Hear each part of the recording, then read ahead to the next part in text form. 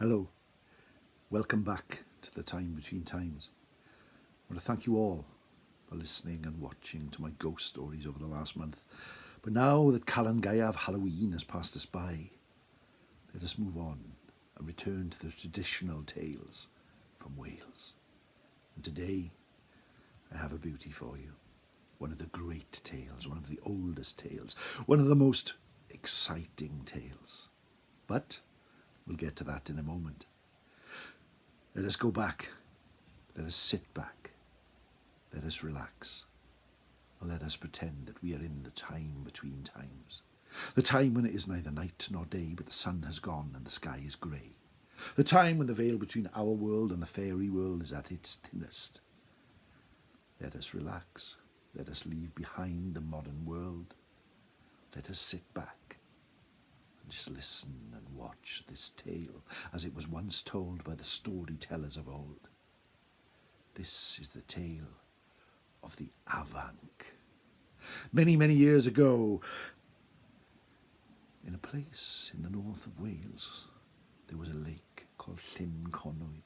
It was outside the village, as it was then, of Conwy, and it held a terrible danger. For within that lake there lived a beast. It was half crocodile, it was half beaver, it was giant, it was dangerous, and it was called the Afanc.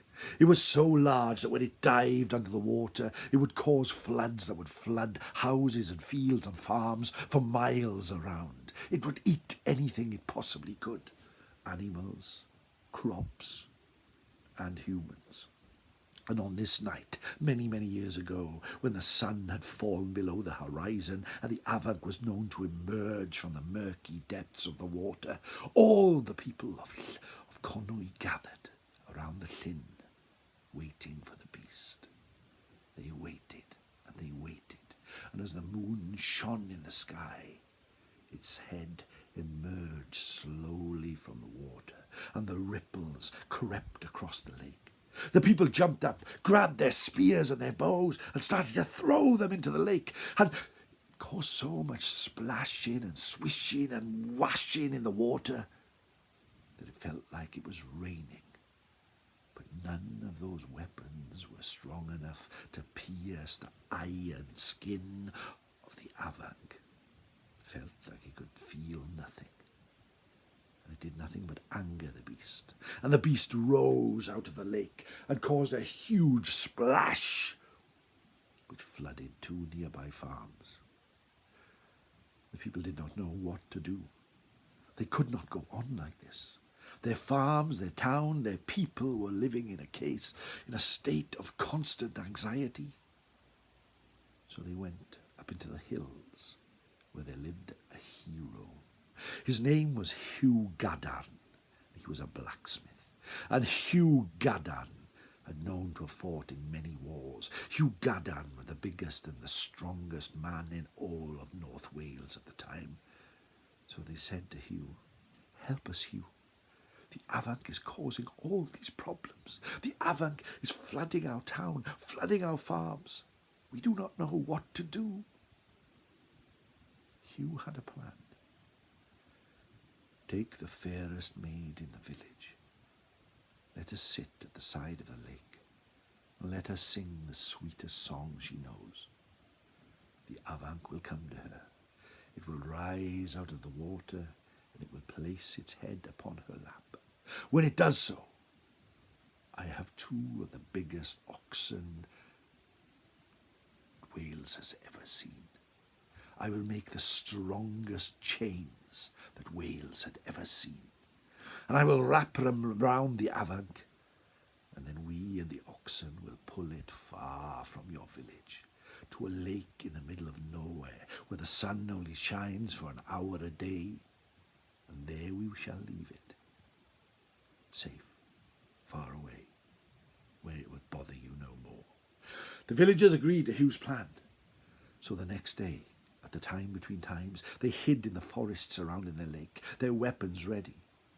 And Betsan, the fairest maid in the village, her blonde hair shining in the sun, sat at the side of the lake with her harp. She started to sing and she started to play. and although her heart beat so fast she felt it would burst from her chest with fear, she showed courage unbound.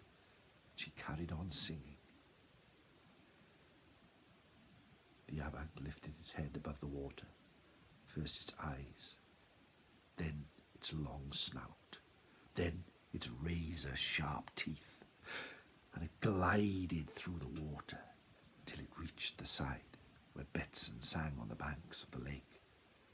Then it slowly crept out one claw, followed by the second claw, slowly pulled itself from the shining crystal waters, and just like Hugh Gadarn had said, placed its head upon the lap of the singing girl. It closed its eyes, and as the harp played, it slowly, surely, fell asleep.